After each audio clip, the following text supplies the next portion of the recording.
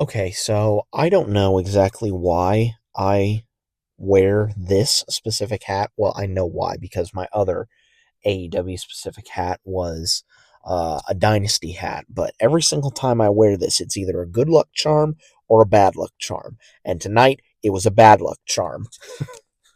So I have absolutely no idea what to think of this hat every single time I wear it to one of the AEW shows. So yeah, that's always fun.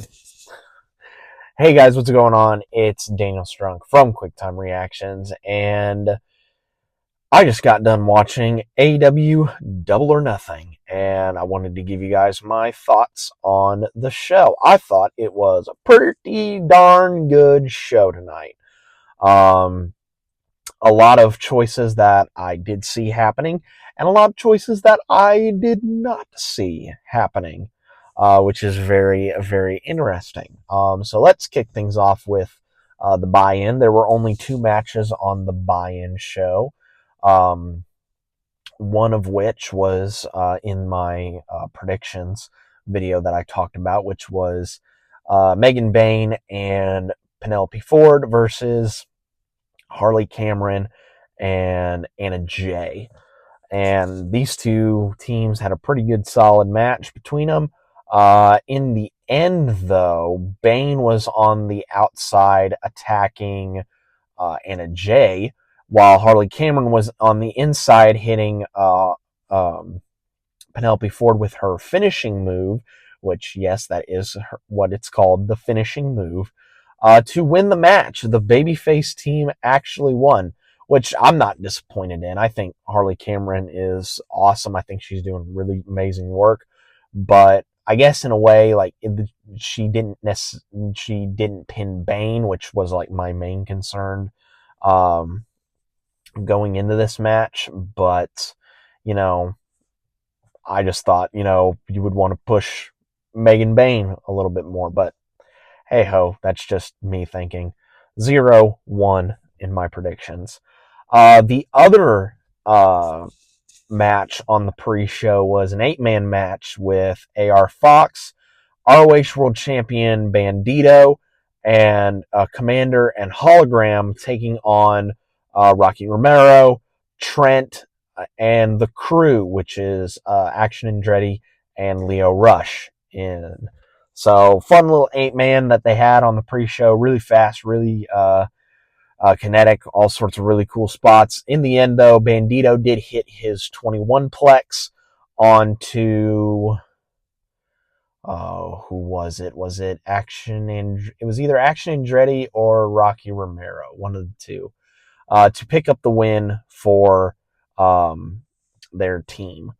So we open things up on the show. Well, I'm not going to necessarily go in order of what's going to happen on the show, but I am going to talk about some of the bigger matches that happened on the show. So we open things with the women's final for the Owen Hart tournament, Mercedesmone versus Jamiehayter. This match was really, really good. Really good back and forth between the two of them. Mercedes targeted Hayter's recently recovered back throughout the match, which I thought was a really, really smart idea. Again, really good back and forth. At one point, Mercedes went for a super like money clip from like the second rope, but Hayter was able to get out of it. Trading reversals back and forth between the two of them until the end. Mercedes like spikes Hayter with a roll up, like she basically DDT'd her onto the mat while she was rolling her up to get the 3. Mercedesmone wins the women's Owen Hart tournament, and she is going on to face the women's champ at All in Texas, and that puts me 0-2 in my predictions. Luckily, though, my luck does change around. I think the most underrated match on the card was the stretcher match between Martin Briscoe and Ricochet. Lots of good, fun, hardcore spots between the two of them. At one point, Briscoe takes out like a bucket of like cleaning stuff and sprays it on Ricochet's head and polishes it because, you know, he is bald. Mark goes for his chair assisted like leap over the ropes, but Ricochet just like stops him dead and cold. There were a couple points where the gurney was used early on.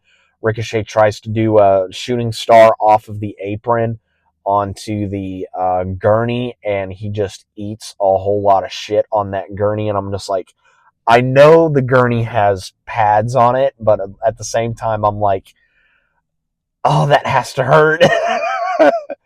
And then Mark hits believe a cactus elbow drop off the apron onto Ricochet, who's on the gurney, and that gurney just falls out from under Ricochet, and I'm just like, oh god, that can't be good.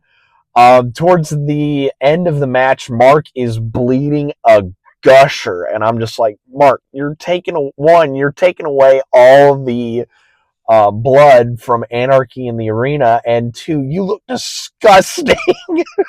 You look horrible. I was just like, oh, there's just so much blood. And he wiped it on his white shirt. I'm like, Mark, what are you doing? God. But in the end, Ricochet was able to get Mark onto the stretcher and get him into the ambulance to win the match. And that makes me 1-2 in my predictions. I'll breeze through a couple of the other ones. Hurt Syndicate beat the Sons of Texas, which are Dustin Rhodes and Sammy Guevara, to retain their AEW World Tag Titles. At some points, MJF hindered and also helped the Hurt Syndicate. At one point, he got on the apron and told Shelton, hey, use my diamond ring as an advantage, and Bobby got in between them. And when MJF was going to strike Dustin with that dynamite diamond ring, Dustin stopped him, but Lashley took care of him, and Lashley was like, hey, I don't want to use that because I've got something better in mind. And he hugs Lashley, or not Lashley. He hugs MJF, spears Dustin through the barricade. They're celebrating on the outside. Sammy Guevara goes to try and do a tope to the outside, but Shelton Benjamin cuts him off, and they're able to pin Sammy to retain their tag titles 2-2. Let's see here. What else am I missing here? Toni Storm, Mina Shirakawa, AEW Women's Title match. That was also really, really good. Lots of nice back and forth between the two of them. You can tell that they have like oodles of chemistry, and it was so much fun to see them go back and forth. In the end, though, Toni Storm was able to retain her AEW Women's World Title 3-2. Now we get to Anarchy in the Arena, and a whole lot of stuff was going on. Yuta got thrown off the stands into a whole group of security people. Willow and Marina Shafir went to the outside and literally went outside of the building and brawled out there. Shibata and Yuta also went out there. Joe, who didn't make his entrance with the Ops in the beginning, actually met up with Claudio, who made his entrance through the stands and started beating the crap out of him in the stands and outside in like the concourse area of the arena. One of the Jacksons did a swanton bomb onto Powerhouse Hobbs through a table on the stage. It appeared as though the Death Riders and Young Bucks were actually going to win it, but Hook actually made his return and beat up, it was either Claudio or Mox with a golf club, and then went back the ramp, seemingly not happy with the Ops, but still managing to do just a little bit of damage for him.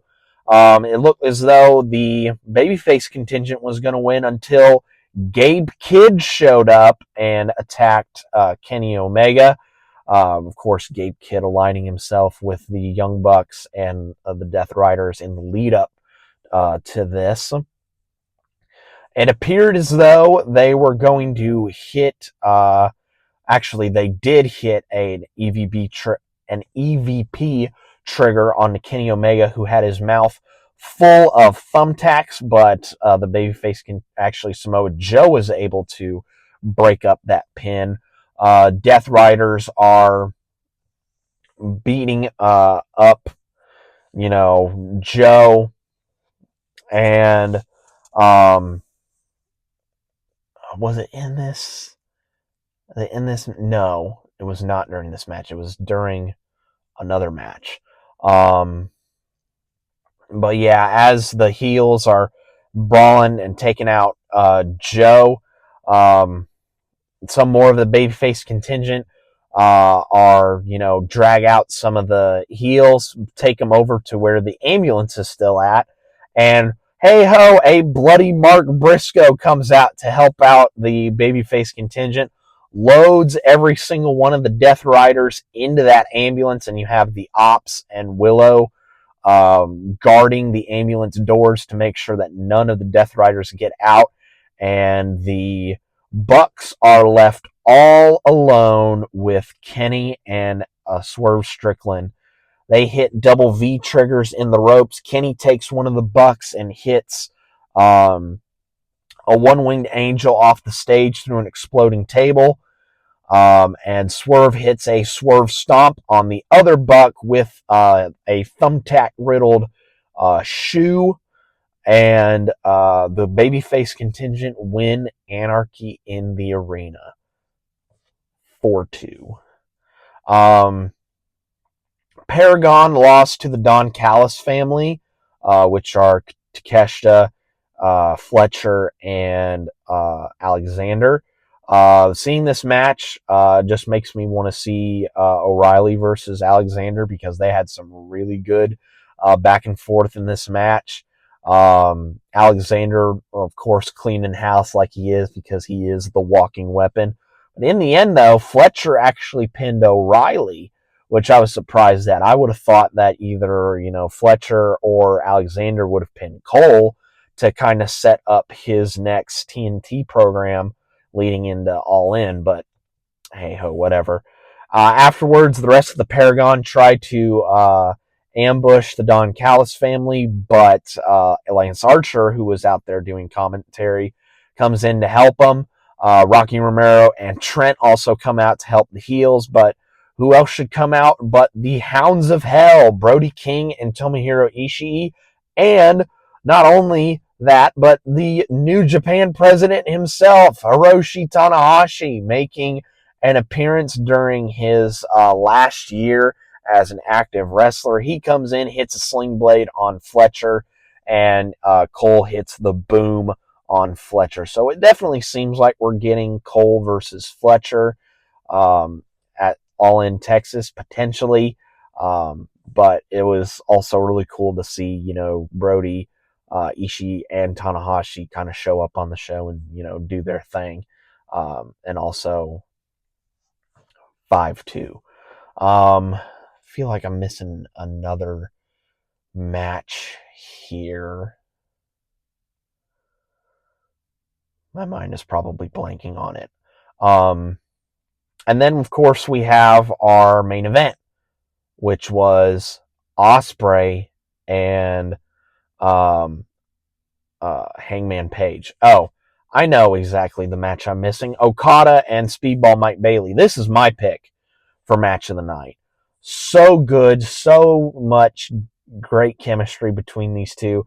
Everything that Speedball does looks like it connects, and connects hard.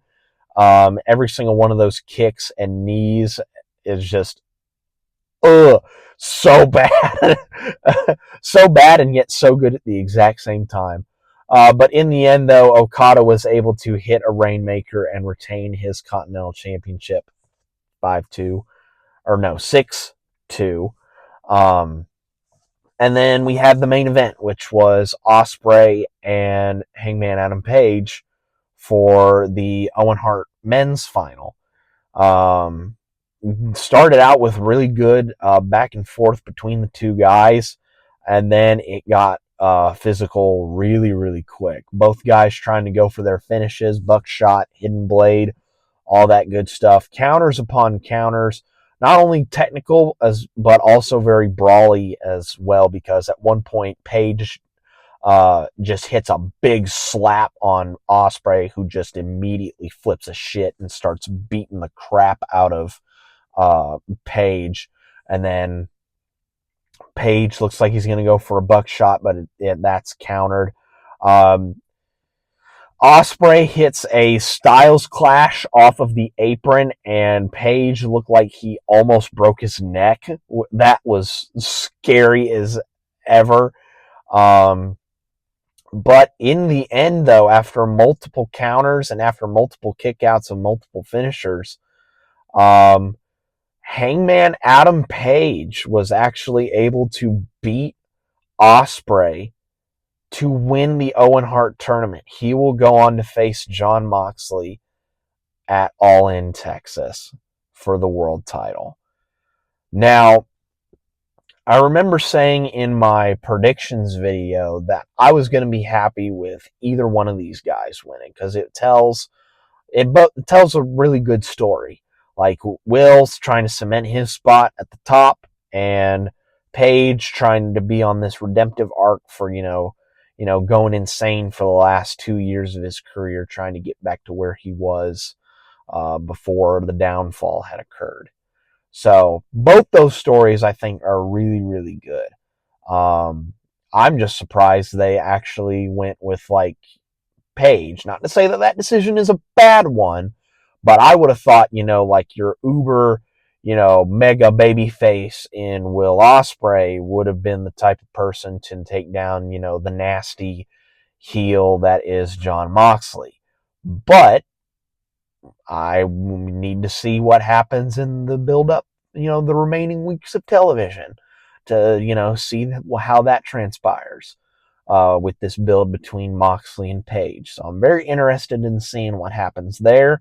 But yeah, was not expecting that decision to happen. And I'm 6-3 in my predictions. That's where I ended tonight on my predictions.